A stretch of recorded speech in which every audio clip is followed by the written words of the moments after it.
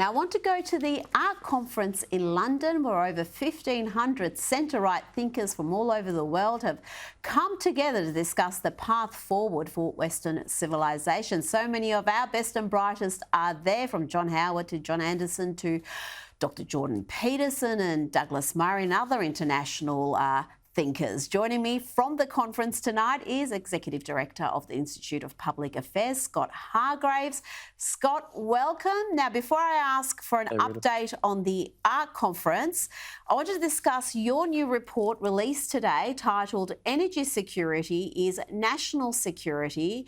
It's been written by energy expert and University of Queensland Professor Stephen Wilson.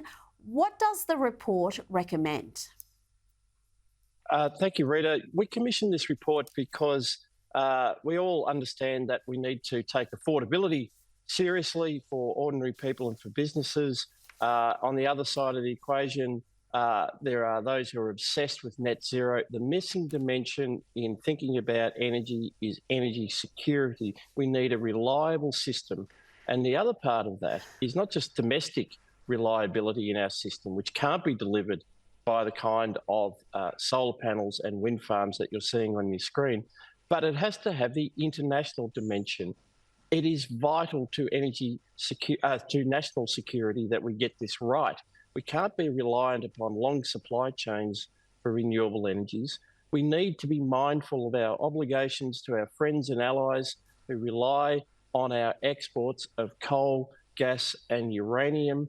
Australia has taken 25 years to basically stuff the energy system. And what this paper is doing is saying, here's a better framework where we put energy security front and centre.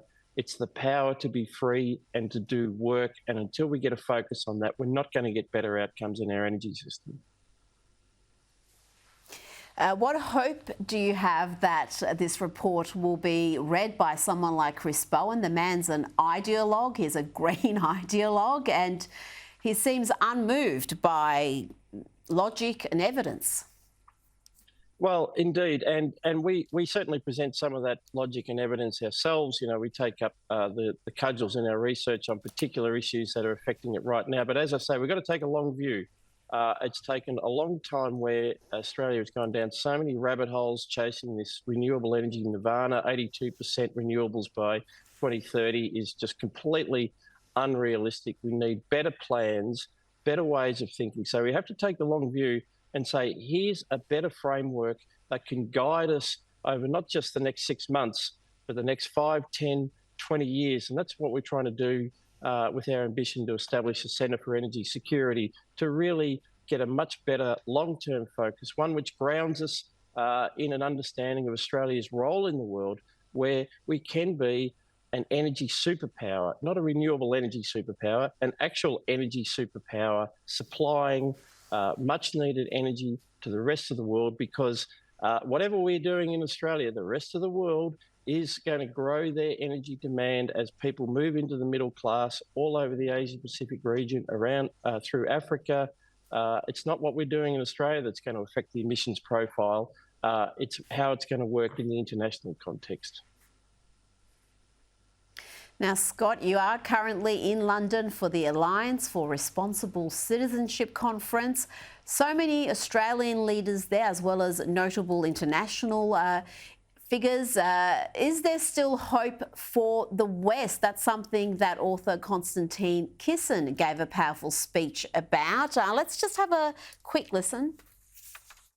But as I stand here today, after watching crowds openly celebrate mass murder on the streets of our cities, after watching the police spend more time debating Islamic theology on Twitter than enforcing the law, I'm starting to lose faith. I don't know how long our civilization will survive. For years now, many of us have been warning that the barbarians are at the gates. We were wrong. They're inside. The barbarians are inside the gates. Do you agree, Scott? Well, I think certainly what we've seen is a very strong effort at civilizational suicide in the West, as we've built an education system that's dedicated towards teaching generations of students that the West is uniquely sinful and responsible for all the ills in the world. But that was part of an electrifying speech by Kisson, who's just wonderful. But I would say the overall arc, if you'll forgive me, of the conference is that no matter how dark things get, we're here because we need to have faith.